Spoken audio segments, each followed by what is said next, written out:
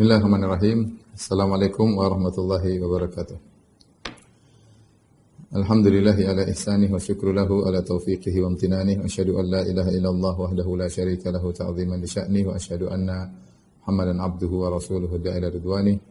Allahumma salli alaihi wa ala alihi wa ashabihi wa ikhwanih. Para ikhwan dan akhwat yang dirahmati Allah Subhanahu wa taala, kawan-kawan di Muscat, di Oman dan yang sekitarnya yang dimuliakan oleh Allah Subhanahu wa taala.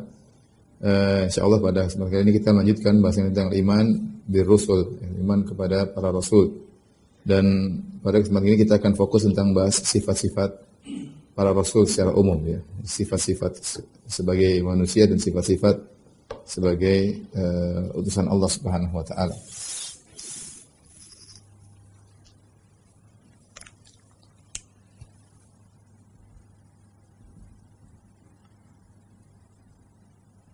Sifat-sifat para rasul, karena para rasul seluruhnya adalah Abdullah wa Rasuluh ya. Seluruh para rasul mereka memiliki sifat ya Abdullah wa Rasuluh ya. Ya. Makanya dalam hadis man syahida alla ilaha illallah anna Muhammadar Rasulullah, kemudian wa anna Isa Abdullah wa Rasuluh. Ya, semua nabi Muhammad Abdullah dan rasulnya, Isa juga Abdullah dan rasulnya, yaitu hamba Allah dan rasulnya. Dan Rasul Allah. Oleh karenanya kita bisa membagi sifat para rasul menjadi dua sifat. Kita fokus yang pertama, sifat-sifat sebagai hamba ya. Sifat-sifat sebagai hamba.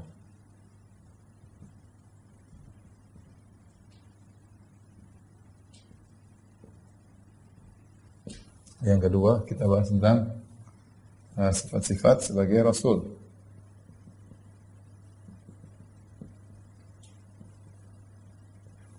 Sifat-sifat sebagai hamba, sifat-sifat sebagai rasul. Adapun sifat-sifat sebagai hamba, maka banyak sekali ya.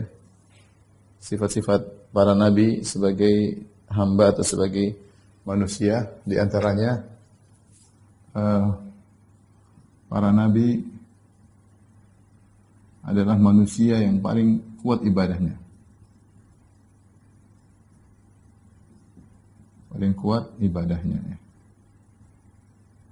Karenanya disebut bagaimana Nabi SAW sholat sampai kaki beliau bengkak dan pecah-pecah. Ya. Hatta tatawarram qadamah. Bagaimana Nabi SAW sholat sampai kedua kaki beliau bengkak, pecah-pecah. Tata syaqqaq, kedua kaki beliau pecah-pecah. Sampai Nabi ditanya, kenapa begini kata Nabi, afala akunu abdan syakura, kenapa aku tidak menjadi hamba yang bersyukur ya. Kemudian juga menjelang wafatnya Nabi SAW, Nabi tetap semangat pergi sholat berjamaah meskipun pingsan, kemudian berwudu, kemudian mandi, semangat berangkat, kemudian pingsan lagi, sadar mandi lagi, itu jadi berulang-ulang. Demikian juga kita lihat bagaimana Nabi-Nabi yang lain pun demikian, mereka sangat kuat ibadah. Nabi Sulaiman diriwayatkan bagaimana kalau sudah dia sholat, dia pegang tongkat bisa dalam waktu berbulan-bulan sholat di hadapan Allah Subhanahu wa taala. Intinya mereka adalah hamba Allah yang paling kuat ibadahnya. Karenanya Allah memuji Nabi dari sisi sebagai hamba. Ya, karenanya ada yang enggak? Ya, ada yang lain, Win.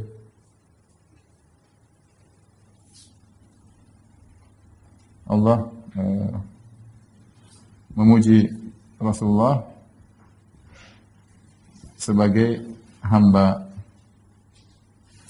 dalam beberapa ayat ya. Merah. Dalam beberapa ayat seperti firman Allah Subhanahu wa taala ya. Subhanalladzi asra bi 'abdihi. Kata Allah, Maha Suci Allah yang berjalankan hambanya. Ya, ini di kondisi yang sangat genting tatkala Isra Mi'raj, Allah tidak mengatakan Maha Suci Allah yang berjalankan Rasulnya. Ya, tapi Allah mengatakan Suci Allah yang telah berjalankan hambanya. Ya. Demikian juga Allah berfirman wa annahu lamma qama Abdullah yad'uhu kadu yakuna alaihi libada. Di sini juga Allah memuji Nabi SAW dengan menyebutnya sebagai hamba Allah. Ya. Kemudian juga ketika ayat tahaddi, ayat yang menantang ya. Wa in kuntum fi raibin mimma nazzalna ala abadina ya. Wa in kuntum fi raibin mimma nazzalna ala abadina. Kalau kalian merasa ragu tentang apa yang kami turunkan Al-Quran kepada hamba kami, Allah tidak mengatakan kepada Rasul kami, fa'tu bi suratin min mithli. Datangkanlah surat yang semisalnya. Wad'u syuhada'akum min dunillahi in kuntum shadiqin. Panggil penolong-penolong kalian kalau kalian memang benar-benar bisa mendatangkan semisal Al-Quran. Jadi mau saya Nabi SAW dipuji sebagai Rasul dan dipuji juga sebagai hamba. Jadi dua sifat ini tidak boleh dibuang ya. Tidak boleh kita hanya melihat sebagai seorang Rasul dan tidak boleh kita hanya melihat sebagai seorang hamba. Dia adalah hamba Allah dan Rasulnya ya. Hamba Allah dan Rasulnya ya. Kata Nabi SAW, la tutruni kama atratin nasara bani Maryam. Janganlah kalian memujiku berlebih-lebihan sebagaimana orang Nasara memuji Isa bin Maryam. Innama ana abdun, sungguhnya aku hamba. Faqulu Abdullahi wa Rasul. Katakanlah aku Muhammad adalah hamba Allah dan Rasulnya. Ini diantara para nabi adalah manusia yang paling kuat ibadahnya dan ini membuktikan dia seorang hamba ya. Dia seorang hamba karena hamba beribadah ya. Karena konsekuensi hamba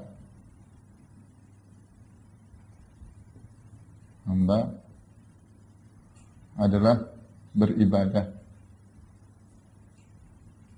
kepada pencipta, kepada Khaliqnya ya. Baik. Ini kemudian dari sisi sifat manusianya yang kedua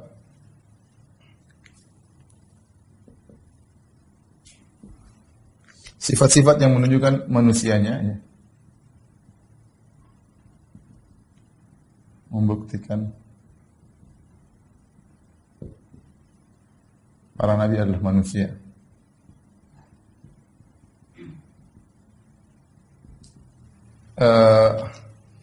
Allah menjelaskan dalam Al-Quran, Qul innama ana basyarum mithlukum. Qul innama ana basyarum mithlukum. Ya.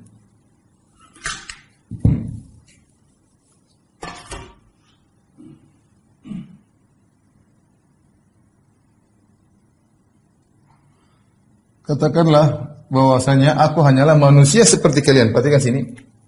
Mithlukum, yaitu mirip. Aku ini manusia seperti kalian. Bedanya yuha ilayya, bedanya aku diberi wahyu.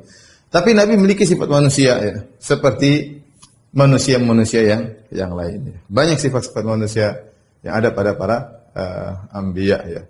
Dan oleh karena para anbiya ditolak oleh sebagian kaumnya, mereka mengatakan ya'kulu mimma ta'kuluna minhu wa yashrabu mimma tashrabun. Ketika mereka tidak mau beriman kepada Nabi Nuh, apa kata mereka?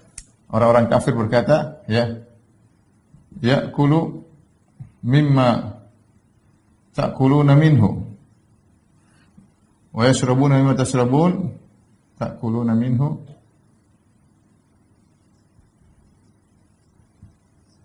wa yashrabu mimma tashrabun wa la in ata'tum basharan mislakum wa la in ata'tum basharan mislakum innakum idzal la zalimun innakum idzal la khasirun mislakum. Ketika mereka mencela Nabi Nuh, mereka berkata, "Kenapa kalian ikuti Nuh? Dia makan seperti kalian makan, dia minum dari apa yang kalian minum. Wala in ata'tum basharan mislakum." Kalau kalian mengikuti manusia seperti kalian. Jadi mereka maunya Rasul itu malaikat, ya. Tapi ini umum menunjukkan bahwasanya para anbiya mereka adalah rasul dan mereka adalah manusia dan keberadaan mereka sebagai manusia diketahui oleh kaumnya. Kondisi ini ayat menunjukkan kondisi mereka dan banyak ayat menunjukkan akan hal ini. Sebagai manusia diketahui oleh kaumnya, diketahui oleh kaum mereka. Baik. Apa sifat-sifat manusianya? Contoh sifat-sifat manusia.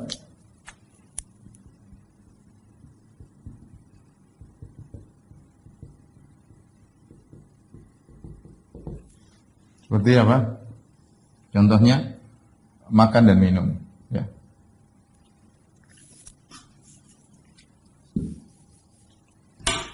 Para nabi makan dan minum. Ya.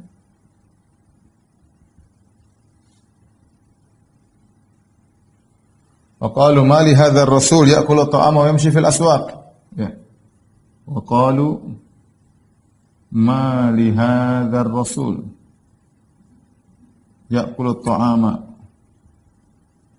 ويمشي في الأسواق. Kata mereka, Rasul macam apa ini kok makan makanan? Ya'kulu ta'am.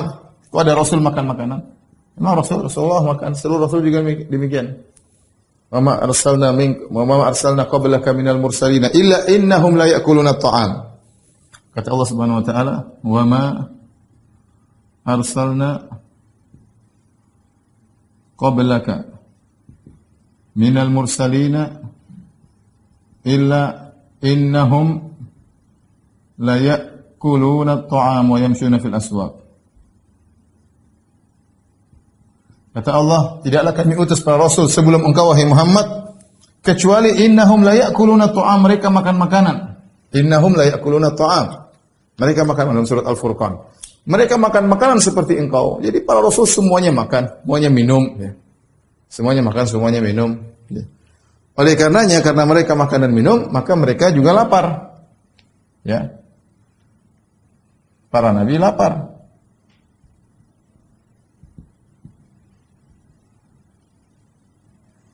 Lapar. Karena mereka makan dan minum, berarti juga para nabi buang hajat, ya. Sebagaimana manusia yang lain. Para nabi buang hajat juga, ya. Kemudian di antara sifat manusia mereka apa? Mereka tidur, istirahat. Ya, istirahat. Terlalu banyak dalil bagaimana para anbiya mereka tidur, mereka istirahat, Nabi SAW tidur, ya. Ini antaranya apa? Mereka juga menikah. Kemudian mereka menikah, mereka juga punya anak. Sifat manusia, ya. Mereka menikah, mereka bersyahwat, ya. Mereka juga punya anak, ya. Walau qad arsalna rusulan min qablika wa ja'alna lahum azwajan wa dzurriyyah, kata Allah Subhanahu wa taala. Walau qad arsalna rusulan min qablika wa ja'alna lahum azwajan wa dzurriyyah. Sungguh kami telah mengutus para rasul sebelum engkau dan kami jadikan bagi mereka istri-istri dan anak-anak. Para rasul punya istri, punya anak. Ya, Nabi Musa menikah, Nabi Muhammad SAW menikah, mereka juga punya anak, ya. Nabi Yakub, Nabi Adam, Nabi Nuh, mereka punya anak. Ini menunjukkan bahwasanya mereka memiliki sifat-sifat sebagai manusia, ya.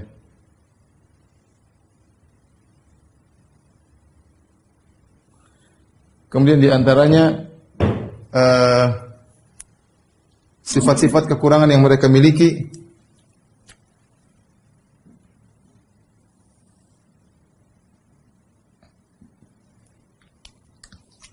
Sifat-sifat kekurangan, ya, sebagai konsekuensi manusia, ya. Di antaranya apa? Di antaranya mereka lupa, ya. Di antaranya mereka lupa. Lupa ini kekurangan. Tapi adalah sifat manusia, lupa. Ya, Nabi Adam lupa. Falam apa namanya? Walaqad ahdina ila Adam min qablu fanasiya wa lam najid lahu azma. Nabi Adam lupa. Dia lupa. Kemudian juga dalam hadis nasiya Adam wa nasiyat dzurriyyatuhu. Adam lupa, anak keturunannya juga lupa. Nabi Muhammad SAW juga lupa. Makanya ada beberapa kali Nabi lupa kemudian sujud sahwi. Dan Nabi berkata, "Innama ana basyarun ansa kama tansawun." Kata Nabi SAW, "Ansa, innama ana basyarun, sungguhnya aku adalah manusia seperti kalian." Kata Nabi, "Ansa, aku lupa, kama tansawun." Aku lupa sebagaimana kalian lupa. sebagaimana kalian lupa. Fa idza nasitu fadzakiruni, kata Nabi, jika aku lupa maka ingatkanlah. Jika aku lupa maka ingatkanlah, ya. Menunjukkan lupa. Kemudian di antara sifat para nabi yang juga merupakan kekurangan sebagai konsekuensi dari manusia, tadi saya sudah sebutkan, misalnya tadi buang hajat, ya. Buang hajat. Ya, dan ini banyak sekali dalilnya, di mana Anas bin Malik membawakan air untuk Nabi SAW sehingga Nabi buang hajat. Kemudian Ibnu Mas'ud mengambil batu kerikil buat Nabi untuk beristijmar. Itu menunjukkan Nabi SAW buang hajat. Nabi buang air kecil, Nabi buang air besar, dan itu menunjukkan sifat Nabi SAW sebagai manusia. Ya. Kemudian di antaranya sakit, ya. Nabi SAW kalau sakit, ya, lebih sakit daripada yang biasanya. Kata Nabi SAW, inni u'ak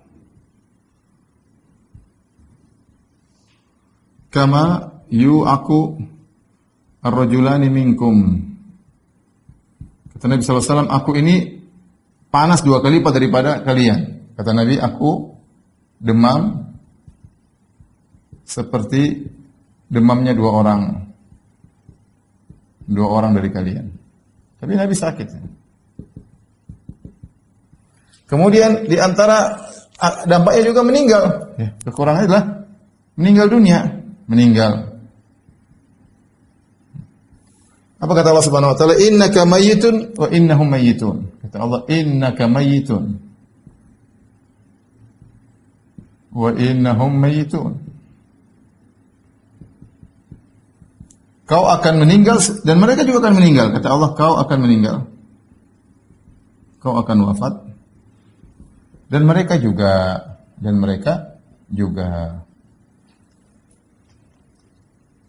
Ma kana Muhammadun illa rasul wa ma Muhammadun illa rasulun qad khalat min qablihi rusul. Kata Allah Subhanahu wa taala, wa ma Muhammadun illa rasulun qad khalat min qablihi rusul. Afa immata au qutila.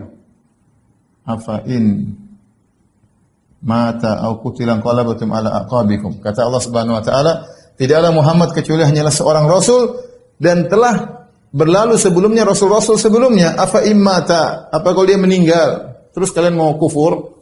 Bukankah rasul-rasul sebelumnya juga meninggal?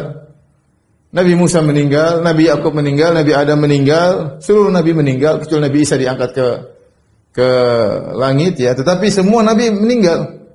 Terus kalau dia meninggal kalian batal agama kalian. Oleh karenanya ketika Nabi SAW meninggal dunia pertama kali, Umar tidak membenarkan. Umar mengatakan Nabi akan kembali. Bahkan Umar menantang, siapa yang bilang Nabi meninggal akan saya tebas kepalanya. Umar tidak terima.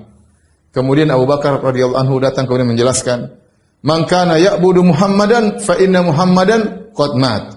Wa man kana ya'budu Allah alladhi fis sama' fa innahu hayyun la yamut. Barang siapa yang beribadah kepada Muhammad, Muhammad sudah meninggal. Tapi barang siapa yang menyembah Allah yang di langit, maka Allah tidak akan mati.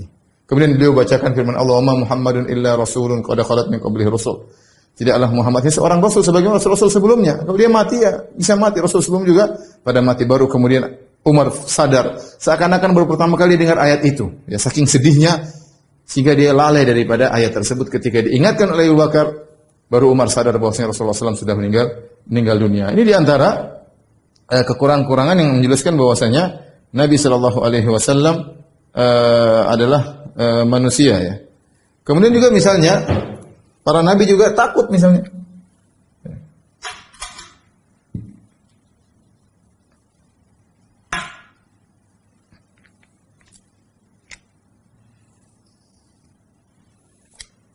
Di antaranya takut, ya. Para nabi juga apa? Takut.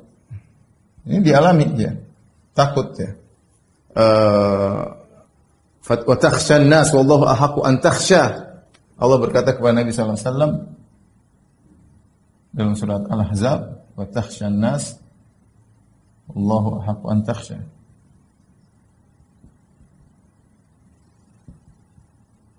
Ketika Nabi SAW dalam surat Al-Ahzab tentang kisah ketika Zaid minta pendapat dari Nabi apakah menceraikan istrinya atau tidak ya. Tetapi intinya Allah mengatakan kau khawatir pada manusia, Allah lebih utama untuk kau takuti.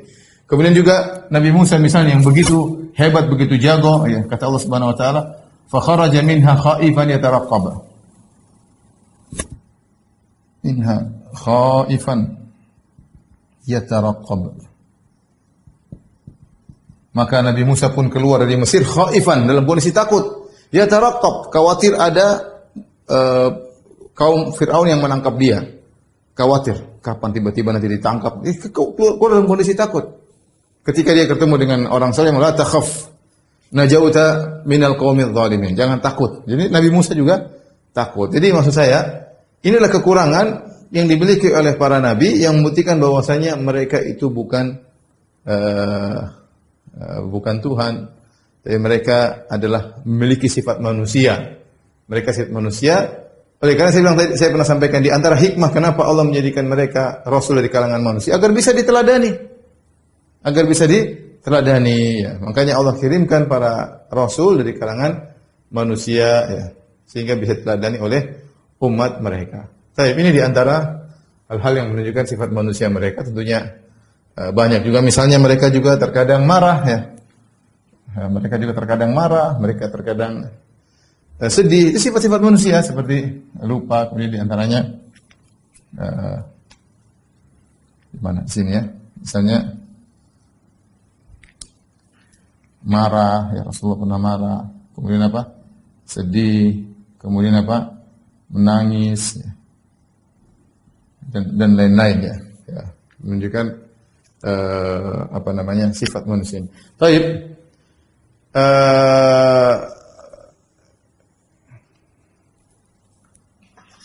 Atau tidak usah.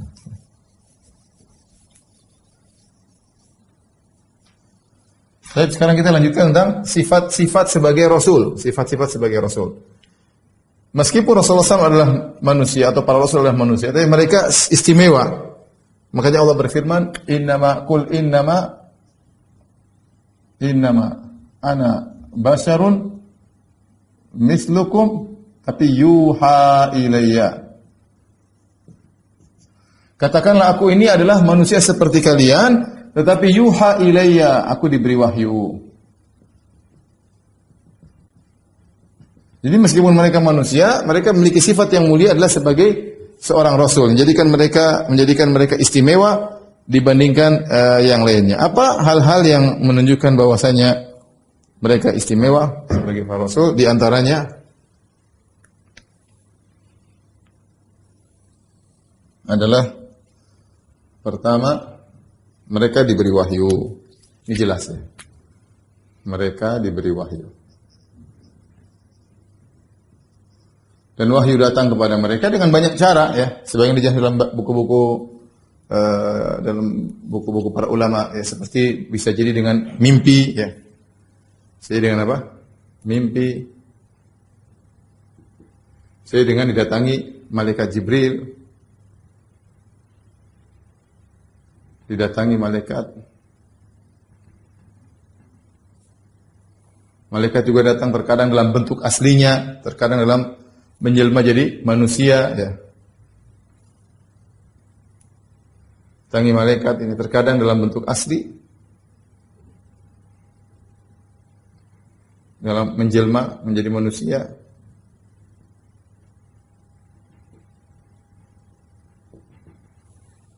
Terkadang malaikat dalam hanya nafakha inna ruhal qudus nafatha fi ru'i, yaitu mewahyukan langsung di jiwa Nabi, di hati Nabi ya. Ya, makanya Nabi SAW kadang-kadang kalau dapat wahyu kemudian dalam kondisi berat sampai keringatan padahal di musim dingin, itu malaikat langsung memberikan ke dalam hati Nabi SAW. Terkadang dengan bertemu Allah langsung, dengan berbicara langsung.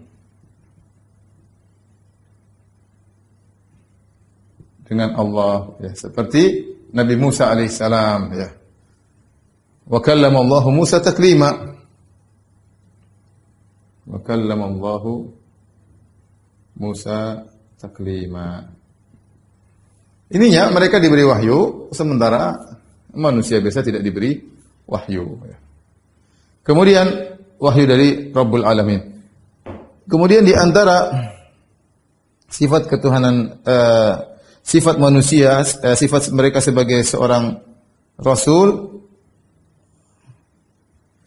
yaitu dijaga al-ismah. Yang kedua al-ismah.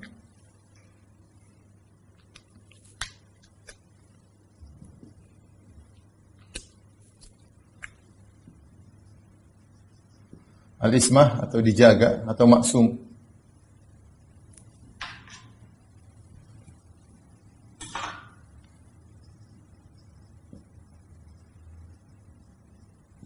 Baik, apa maksudnya dijaga maksum? Ada beberapa jenis maksum. Yang pertama, dijaga dari kesalahan dalam menyampaikan wahyu. Ini enggak mungkin salah.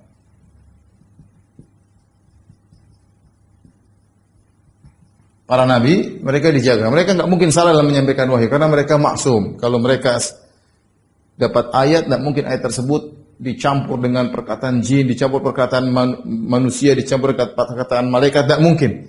Jadi mereka maksum, enggak mungkin salah dalam menyampaikan wahyu, Ini jelas.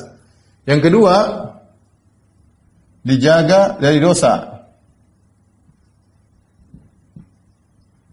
Dari dosa-dosa besar, ya. Dari dosa besar. Ini menurut pendapat jumhur ulama, ya. Adapun dosa kecil, maka mereka mungkin melakukannya. Tapi mereka segera bertobat.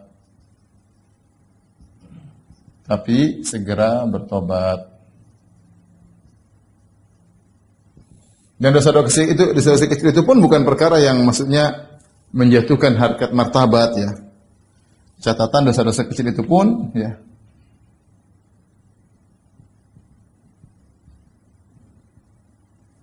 itu pun bukan dosa yang menjatuhkan martabat.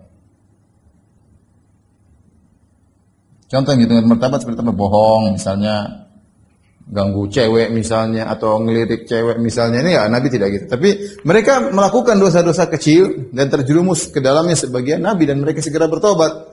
Contoh seperti Nabi Adam mendekati buah yang dilarang, dosa. Tapi itu bukan berarti menggugurkan dosa tersebut, bukan seperti yang merendahkan harga diri seorang. Tapi dia makan buah kemudian Allah tegur. Contoh seperti Nabi Nuh alaihissalam ketika berbicara kepada Allah tentang anaknya yang tenggelam, Allah tegur, ya.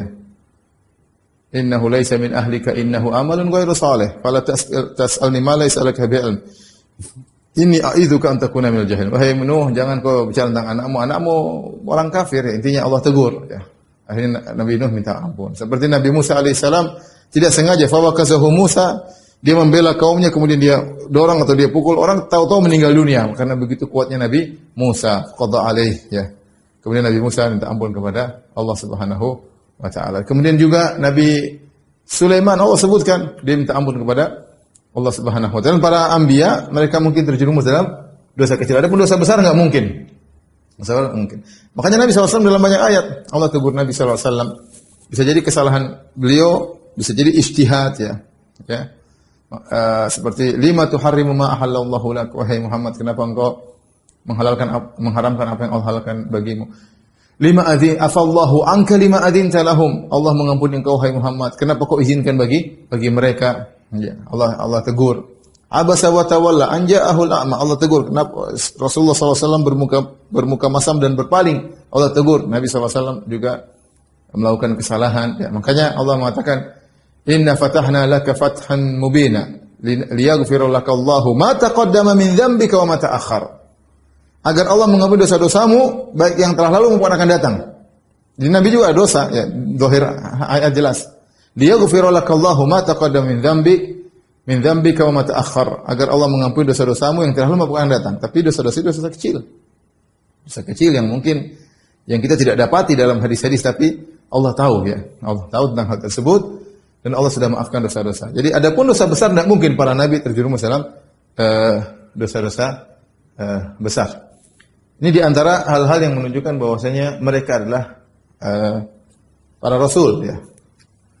Kemudian yang ketiga adalah berkaitan dengan mukjizat ya. Mukjizat. Baik, ini kita akan bahas setelah ini, tolong dihapus ya. Ini dihapus.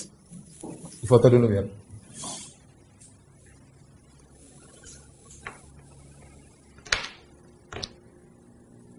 Biar ke kawan-kawan di apa?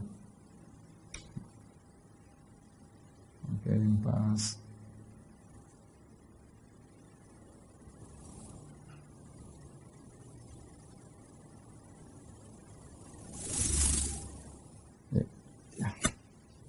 Oleh karenanya, ketika kita membaca kisah-kisah para nabi dari versi Bible, Perjanjian Lama, seperti sudah saya singgung, mereka terjerumus dalam dosa-dosa besar. Para anbiya terjerumus dalam dosa-dosa besar, itu tidak ada dalam Islam. Ya. Seperti Nabi Harun menyuruh bikin berhala sapi, misalnya Nabi Daud berzina dengan istri anak buahnya, prajuritnya, seperti Nabi Sulaiman akhirnya murtad di akhir hayatnya, menyembah dewa-dewa.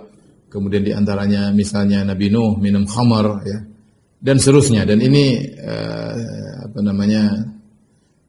Nabi Ayub mengeluh kepada Allah Subhanahu wa taala, protes dengan apa yang menimpanya ya. Dan ini semua tidak mungkin terjadi pada anbiya ya, karena mereka maksum, terjaga dari kesalahan dalam menyampaikan wahyu, dan juga mereka maksum terjaga dari dosa-dosa besar. Adapun dosa kecil mereka terjatuh ya, baik Nabi Adam, baik Nabi Muhammad SAW dan yang lainnya, mereka tidak, maka mereka minta ampun kepada Allah Subhanahu wa taala ya, mereka minta ampun kepada Allah Subhanahu wa taala. Tapi di antara sifat bukti mereka sebagai adalah masalah mukjizat. Ya, kita perlu sendirikan masalah mukjizat. Mukjizat kalau dalam Al-Qur'an disebut dengan al-ayat. Al-ayat. Itu mukjizat. Itu maksudnya tanda-tanda kebesaran Allah itu. Bukti-bukti kebesaran Allah. Baik. Mukjizat ada beberapa pendapat, jadi kita bisa bagi tiga ya. Menurut Al-Mu'tazilah, menurut Ahlus Sunnah,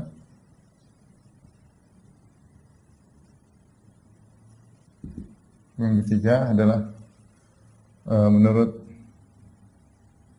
Al-Asy'ariyah. Baik. Bagaimana mukjizat menurut Ahlus Sunnah? Mukjizat adalah khariqul adah, yaitu adalah kejadian-kejadian khawariqul adah, kejadian-kejadian di luar kebiasaan. Dalam bahasa Arab namanya khawariqul adah. Luar kebiasaan yang membuktikan secara zatnya membuktikan ya,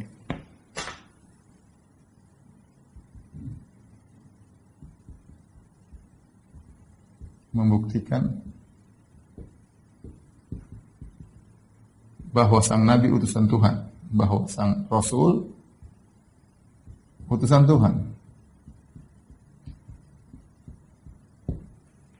Utusan Tuhan. Ya, jadi dia memiliki tiga ciri. Yang pertama dia khawariqul adah, di luar kebiasaan satu.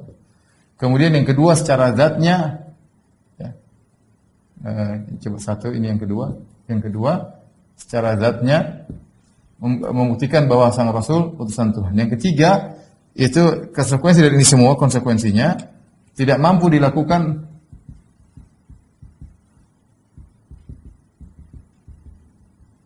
oleh jin dan manusia, ya, yang mereka diutus kepadanya. Kalau malaikat mungkin mampu, tapi jin dan manusia, ya, karena para Rasul diutus kepada mereka. Ini yang ketiga, ya.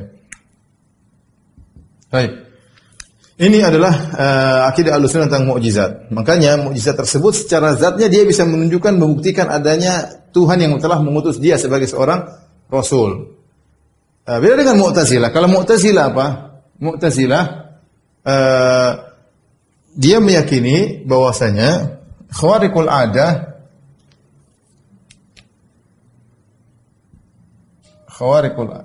namanya kejadian-kejadian luar biasa tersebut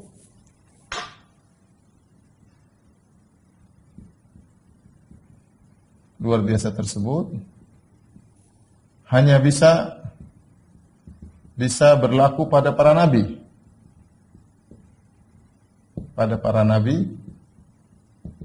Dan tidak mungkin berlaku pada selain nabi. Apa maksudnya? Maksudnya dia mengatakan namanya keajaiban hanya berlaku kepada nabi. Kenapa? Karena ini syubhat dibangun di atas apa? Syubhat.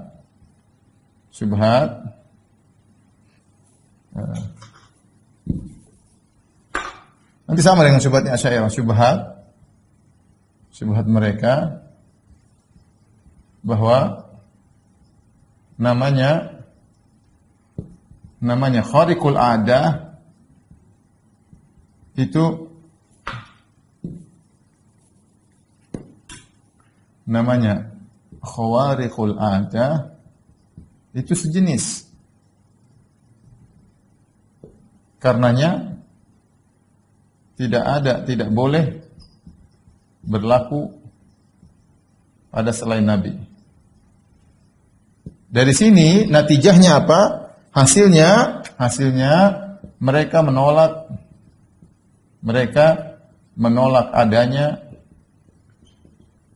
adanya sihir dan karamat para wali.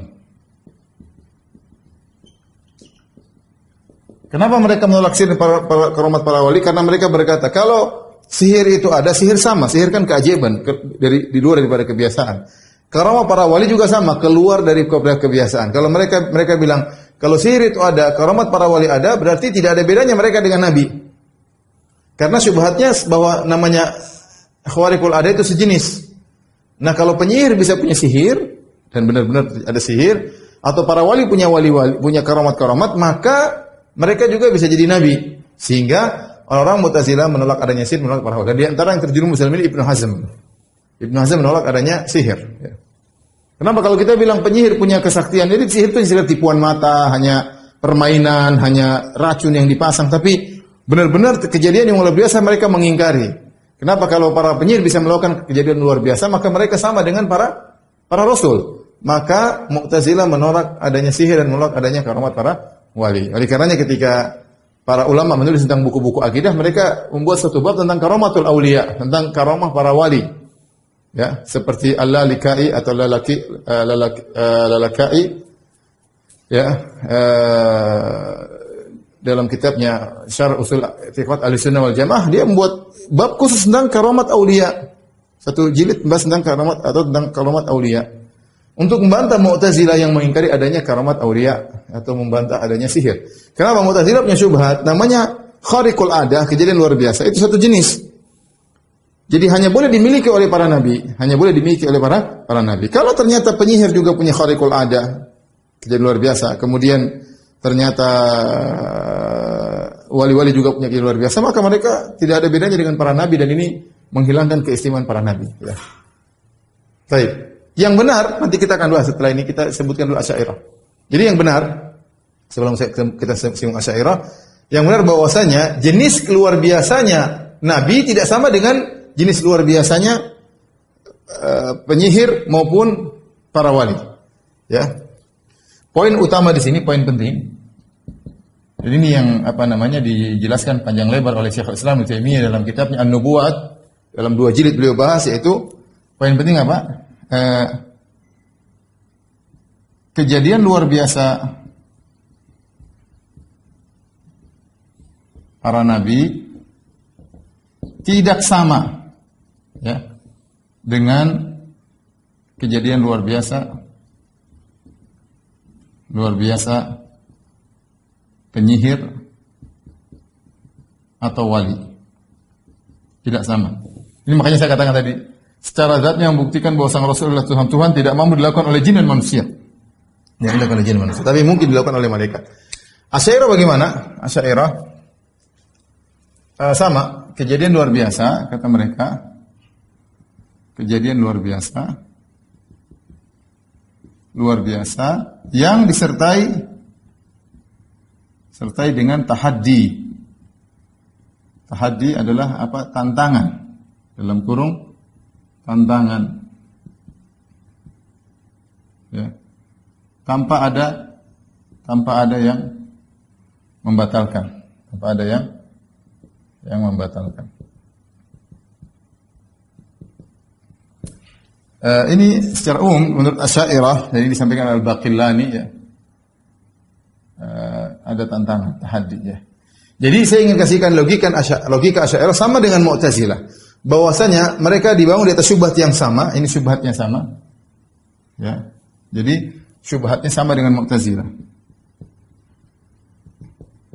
Sama dengan syubhat Mu'tazilah.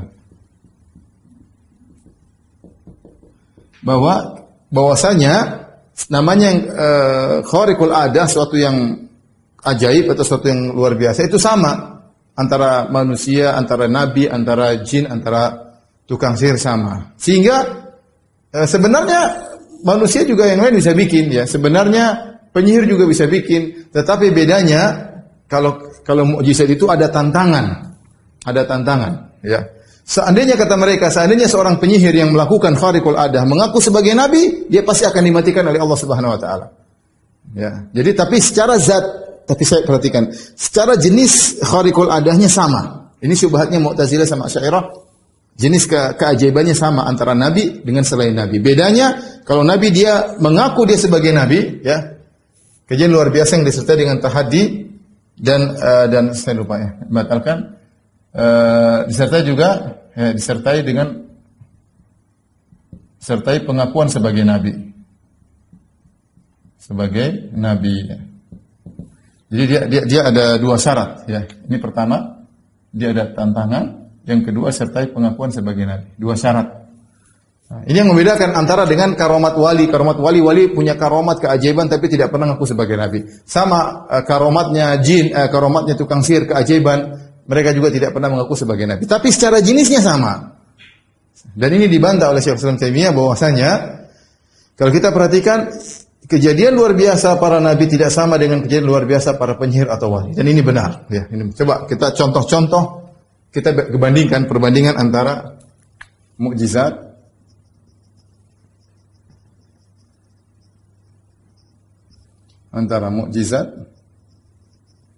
dengan sihir atau karamah ya, dan sihir dan karamah bukan atau sihir dan karamah.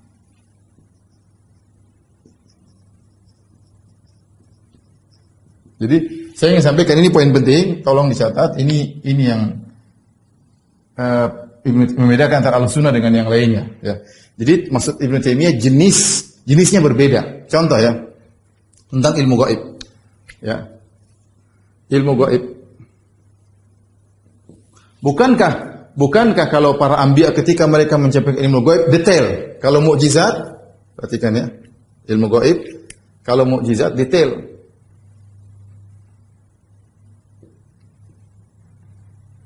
Detail dan pasti selalu benar.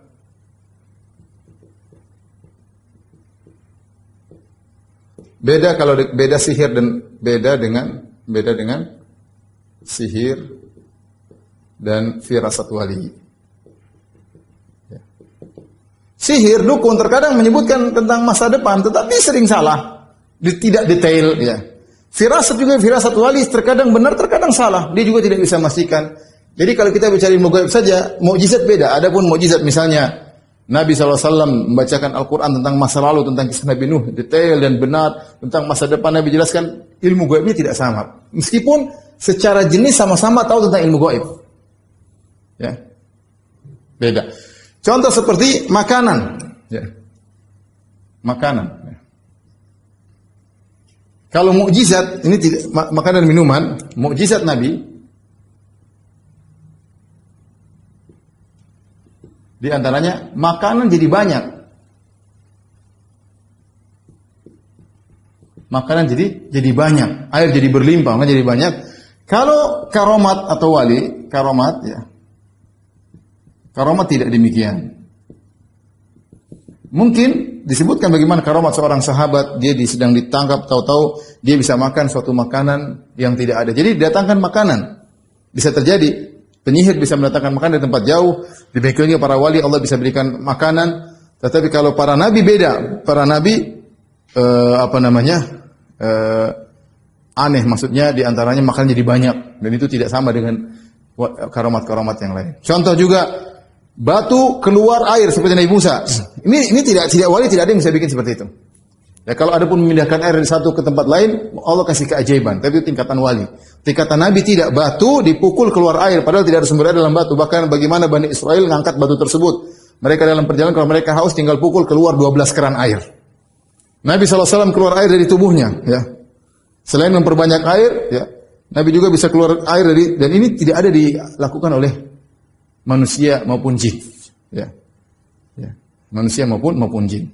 Dan demikianlah keajaiban mukjizat ini. Contoh lagi, ya, contoh lagi banyak. Seperti apa? Tongkat Nabi Musa. Ya.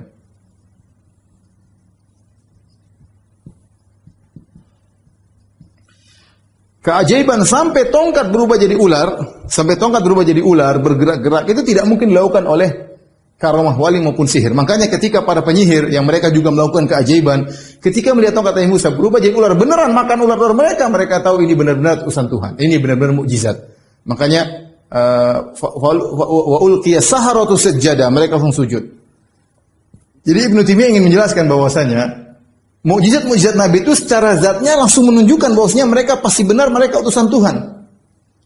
Ya, secara benar mereka pasti utusan Tuhan. Ya. Contoh lagi, laut terbelah, tidak ada keajaiban wali ataupun sihir yang mampu membelah laut kemudian terbuka mengalir ke atas dengan begitu hebatnya laut merah dari ujung ke ujung kebuka, itu nggak ada yang bisa bikin. Itu kecuali mukjizat para nabi. Oleh karena kata Ibnu Taimiyah jangan samakan. Kemudian Ibnu Taimiyah juga sebutkan bahwasanya para penyihir mereka punya keajaiban, tapi keajaiban seperti perbuatan hewan, seperti terbang, seperti naik miknasah, naik sapu kemudian terbang, atau memindahkan barang benda dari sini ke benda yang lain. Itu hewan juga mampu. Jadi beda jenis khariqul adahnya. Maksud saya ingin menjelaskan, Ibnu Taimiyah rahimahullah yang menjelaskan dalam kitabnya Nubuwat, keajaiban para nabi tidak sama dengan keajaiban tukang sihir maupun keajaiban para wali. Dari sisi bagaimana umat-umat mereka dibinasakan yang menyelisih para nabi. Lihat, Nabi Lut diangkat. Adakah itu tidak bisa dialami oleh yang lainnya? Ya? Maksudnya ada orang disiksa gara-gara menyelisih. Kalau ada orang ganggu wali Allah, ada. Ganggu Allah matinya jelek, kemudian jatuh, kemudian tertusuk, itu ada. Dia dulu pernah ganggu wali Allah, kemudian akhirnya Allah buat dia meninggal dalam kondisi buruk. Ada. Tapi dengan cara seperti kaum Nabi Lut diangkat, kemudian tinggi, kemudian dibalikkan, kemudian dikirim dengan bebatuan, itu enggak ada. Contoh, seperti bagaimana angin mengangkat kaum Ad, kemudian kaum Ad ketika menyelisih Nabi Hud diangkat, kemudian 8 hari di atas udara, enggak ada kejadian. Mungkin ada tukang maksiat, Allah binasakan, tapi tidak seperti itu. Karena cara mematikan Allah kepada kaum Ad itu adalah mukjizat. Seperti kaum Saleh, kaum Samud, kaumnya Nabi Saleh. Allah matikan mereka dengan suara yang keras, kemudian mereka mati. Makanya Allah mengatakan wa ma nursilu bil ayati illa takhwifa. Kami kirim ayat, tanda-tanda kebesaran untuk memberi takut kepada mereka. Seperti Allah membinasakan kaum Nuh dengan banjir yang besar, itu tidak pernah terjadi bagi umat-umat yang lain. Dengan matinya mereka, ya, dengan banjir yang begitu hebat menunjukkan Nabi Nuh adalah seorang nabi utusan Allah Subhanahu wa taala. Jadi ini beliau membantah Asy'ariyah dan Mu'tazilah yang menyangka bahwasanya jenis keajaiban antara nabi, dukun dan wali sama. Cuma bedanya kalau nabi ngaku sebagai nabi, yang lain tidak. Ini menurut Asy'ariyah. Adapun Mu'tazilah kalau sama, kalau begitu sihir dan kewalian enggak ada, itu enggak ada. Karamah itu enggak ada. Yang ada cuma ini. Ibnu Taimiyah mengatakan tiga-tiganya ada. Dalam Ahlus Sunnah sihir itu ada, karamat wali itu ada, mukjizat ada, tapi mukjizat tidak sama dengan karamah dan sihir. Mudah-mudahan kawan-kawan bisa paham. Kemudian di antaranya juga Asy'ariyah mengatakan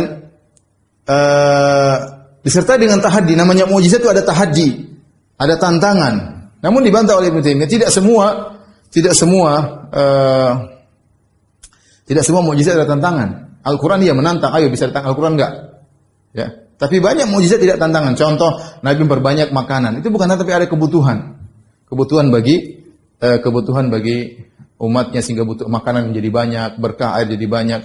Nabi Musa alaihissalam kalau ketika tongkat berubah jadi ular itu tantangan. Tetapi ketika tongkat mukul batu keluar air itu bukan tantangan. Nabi Musa tidak sedang menantang yang lain, tapi karena kebutuhan umatnya. Jadi mukjizat bukan berarti harus disertai dengan tantangan. Ini bantahan ya. Mukjizat tidak disertai dengan tantangan. Ya. Kemudian kata mereka kalau mukjizat disertai dengan pengakuan sebagai nabi, kita bilang bahkan ada nabi-nabi palsu yang mereka memiliki sebagian keajaiban dan mereka ngaku sebagai nabi palsu. Ya. Musailamah al-Kadzdzab punya keajaiban-keajaiban. Ya. Kalau dianggap keajaiban antara penipu dengan nabi keajaibannya sama, bedanya kalau nabi hanya ngaku sebagai nabi yang lain tidak, buktinya Musailamah dan teman-temannya para nabi-nabi palsu punya keajaiban yang luar biasa dan mereka ngaku sebagai nabi dan Allah biarkan. Kenapa Allah biarkan sebagai ujian? Karena keajaiban nabi-nabi palsu ini tidak sama dengan keajaiban nabi asli. Kalau nabi asli keajaiban pasti hebat, tidak bisa ditiru oleh jin dan manusia. Ya kalau malaikat lain, ya malaikat mungkin bisa melakukan hebat karena nabi tidak diutus kepada malaikat. Ya. Ini insyaallah yang ingin sampaikan pada kesempatan kali ini. Di antara perbedaan akidah Ahlussunnah wal Jamaah tentang mukjizat antara Ahlussunnah wal Jamaah dengan Mu'tazilah dan Asy'ariyah. Wallahu alam, Mas, apakah pekan depan kita masih bahas tentang para nabi atau kita perlu cerita siapa nabi palsu? Kalau ingin tahu kita bisa bikin kajian khusus, kalau enggak kita masuk dalam iman yang lainnya. Ada buku bagus tulisan guru saya tentang Al-Mutanabbi'un, para nabi-nabi palsu. Siapa tahu Mas Dodi mau kenalan sama mereka, tentang mereka. Mungkin bisa kita bahas. Kalau enggak nanti kita diskusikan, kita bahas yang lain. Wabillahi taufiq wal hidayah. Assalamualaikum warahmatullahi wabarakatuh.